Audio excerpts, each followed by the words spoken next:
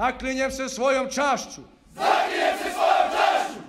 da ću čuvati i braniti nezavisnost, suverenost i teritorijalnu cjelovitost Republike Srbije. Vojnici, čestitam vam položenu zakletvu.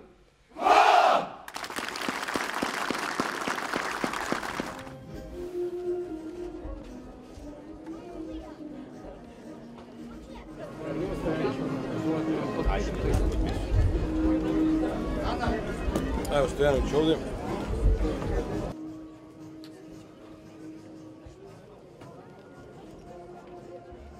Čestite Miloševiću. Hvala gospodine Majer.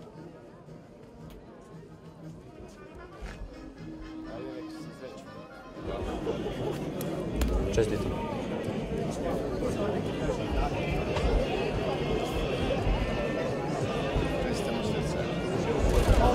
Čestite.